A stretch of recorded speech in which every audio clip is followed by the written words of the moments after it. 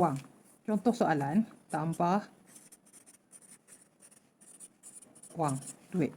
Okey, contoh soalan yang pertama. M huruf besar.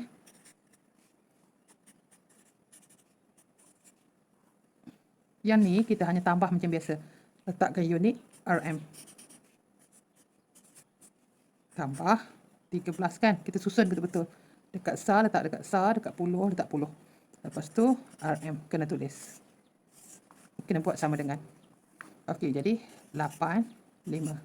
Letakkan unit dia. RM. Ringgit Malaysia. 58 ringgit. Kita sebut 58 ringgit. Bukan kita sebut RM58. Kita sebut 58 ringgit. Kita tengok contoh yang seterusnya.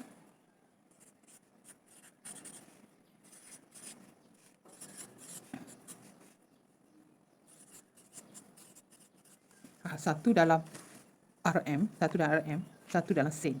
RM60, 30 sen tambah 85 sen. Okey, cara satu, okey, sen ni kita tukar kepada ringgit. Dia jadi 85 sen ni kita tukar balik, kita salin balik. RM60, 30 sen tambah, kita letak RM 85 sen jangan tukar jadi RM85, kena letak sifar titik 85. Sifar titik 85. Ni 85 sen. Kalau kita letak 85 titik sifar-sifar jadi RM85. Tak sama 85 sen dengan RM85 tak sama. Jadi kita kira. Sekarang kita tambah macam biasa, RM60, 30 sen tambah, letak titik. Macam kita buat perpuluhan. Titiknya mesti sama. Titik, titik. Okey. Pastikan susun dengan betul, baru kita tambah betul. Titik, titik. Macam nombor perpuluhan. Sama dengan, kita tambah macam biasa, 8 tambah 3, 11, 1, letak sini 1. Titik jangan lupa, titik turunkan titik. Sini 1, sini 6. Sini. Jadi baca jawapan ni, jawapan dia RM61.15. RM61.15. Bukan baca RM61.15. Itu salah bacaan dia. Kita kena baca RM61.15. Kita tengok soalan ni. RM49.50 tambah RM13 tambah RM120. 120 sen ni tak sama dengan RM. Tak sama dengan RM120. Kita tengok betul-betul ni 120 sen. Okey, bila sen macam ni kita tukar. Kita boleh tukar jadi 120 sen ni kan. Kita tukar pada RM, dia jadi 120 sen. Cikgu kira kat luar dulu. Sama dengan, letakkan RM. Kalau kita letak RM, kita nak letak titik 2 tempat. 1, 2. Jadi RM1.20. Bila kita dah tulis RM, sen kat belakang tak perlu tulis. RM1.20. Kita gerak titik kat sini. 1, 2. Untuk RM, untuk wang, kita hanya gerak titik 2. Yang ni 120 sen ni jadi RM1.20. Kita baca RM1.20. Tapi kalau kita tulis RM, tak ada dah perkataan sen ni. Okey, yang ni cikgu nak tunjuk guna kotak 2. Kotak 2 maknanya, okey, ni 1, 2. Kat belakang ni ada 2 kotak. Maksudnya ada 2 kotak. Cikgu letak sini RM, sini titik, sini sen. RM, titik, sen. Ni kotak 2. Ni makna 2 ni. Ada 2. Kat depan ni kita boleh masukkan banyak nombor. Kat belakang ni mesti 2 je. Satu kotak, satu nombor. Okey, soalan yang ni RM49.50 kan. Kita letak ni RM49. Okey, letak dekat RM. RM49 titik, ada titik kan? Titik 50 sen. Ya, satu kotak belakang ni satu nombor. RM49.50. Okey, lepas tu tambah 13. RM13. RM13 dia tak ada sen. Jadi kita letak dekat RM sahaja. RM13. Kat belakang sifar, sifar. Okey, tambah 120 sen. 120 sen. Kalau kita tak tukar pun tadi, kita boleh masukkan dalam kotak terus. Kalau ada perkataan sen, kita tulis dari belakang. 0, 2, 1. Nampak? Dia sama juga. Dia jadi bacaan dia RM1.20. Kalau kita buat dalam kotak, kita tak perlu tukar macam ni terus. Kita masukkan dalam kotak terus. 120 sen. Perkataan sen, kita penuhkan kotak dari belakang. Sifar, 2, 1. Lepas tu kita boleh mula menambah. Tambah kita boleh 3 direct boleh. Tapi kalau tolak, tak boleh. Okey, lepas tu kita tambah macam biasa. 10, 13. Sini 6. Tulis balik jawapannya. Ada titik. Jangan tulis sen. Bila dah tulis RM, tak perlu tulis sen. RM63.50. RM63.50. Kalau dia nak jawapan dalam sen, ni dalam ringgit. Kalau nak dalam sen, kita tak perlu ambil titik. Kita terus je tulis 6350 sen. 6,350 sen. Kena ada perkataan sen lah kalau dia nak dalam sen. Tapi kalau biasanya, kalau dalam kertas 2, tulis macam ni. RM63.50. Kita baca 50 sen tapi kita tak tulis sen kat sini. RM63.50. Wang. Biasanya soalan, kita jumpa soalan pasal tolak wang ni dalam kehidupan seharian kita. Contoh, kita pergi beli barang kat kantin. Kita bawa duit RM5. Kita beli satu nasi lemak, sebungkus nasi lemak berharga RM2.50. Okey, kita bawa duit pergi sekolah RM5. Ni dalam kehidupan seharian kita.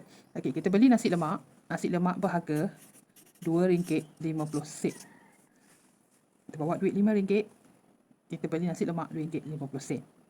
Okey, kita buat kotak 2, titik, tuliskan RM, tuliskan sen kat sini. Okey, kotak 2 maknanya ada 1, 2. Okey, RM5 letak dekat ringgit, RM5. Okey, tak ada apa kan? Lepas titik, sifar, RM5. Tolak, kita beli nasi lemak 1, RM2, titik, 50 sen. Dah selari dah titik tu. Kalau guna kotak dia nampak dah selari dah titik. Okey, kita tolak macam biasa. Sama dengan tolak macam biasa. Sifar tolak sifar. Ramai anak murid cikgu yang selalu confuse kat sini. Dia tak pinjam. Dia sifar tolak 5, tapi bila dia tak pinjam, sini tak kurang tau. Kita tak boleh tolak macam tu. Okey, ni sifar ni kita pinjam dari 5. Jadi 10 kat sini tinggal 4. 10 tolak 5 jadi 5. 4 tolak 2 jadi 2. Okey, kita tulis balik jawapan dia. Kalau buat dalam kotak macam ni, kita kena tulis balik jawapan dia. RM, huruf besar. R huruf besar, M huruf besar. Bukan M McDonald tu. Okey, jawapan dia RM2.50. Kita baca RM2.50. Kalau dalam sen, kalau ABCD, biasanya dia nyatakan jawapan dalam sen. Jawapan dalam sen, kita tak perlu tulis dengan titik. Jawapan dia kena tulis sen. Okey, 250 sen. Tapi kalau kat kertas 2, hanya perlu tuliskan satu je jawapan. RM2.50. Tulis yang ni je. Kalau tulis dalam sen, yang biasanya dalam kertas 1, ABCD, ni jawapan dia 250 sen. Kita tengok contoh yang kedua. RM78 tolak RM18.05. RM78 tolak RM18.05. Yang ni cikgu nak tunjuk kalau tak guna kotak.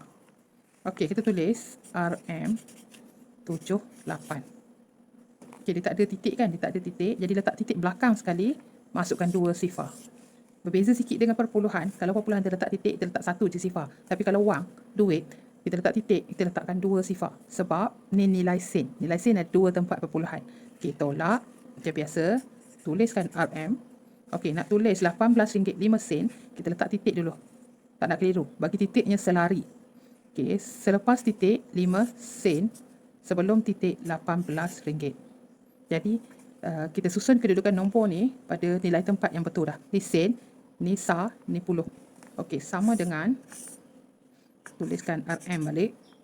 Okey, sifar tolak 5 tak cukup. Kita jadikan 10. Terpinjam dari dia ni. Asal dia ni ada 10 juga. Bagi kat kawan satu, dia tinggal 9.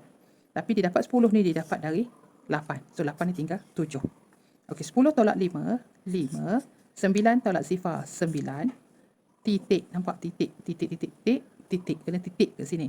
Okey, 7 tolak 8 tak cukup. Kita pinjam dari 7 ni, dia jadi 17. Sini jadi tinggal 6. 17 tolak 8 jadi 9. 6 tolak 1 jadi 5. Jadi jawapannya RM59.95. RM59.95. Kalau kita buat macam ni, tak perlu tulis dah jawapan. Ni jawapan. Dia dah jadi jawapan dah ni. Garis dah 2 kali. RM59.95. RM100. Kita beli satu barang, beli satu kipas. Contoh harga kipas. Lepas tu kita beli lagi satu barang berharga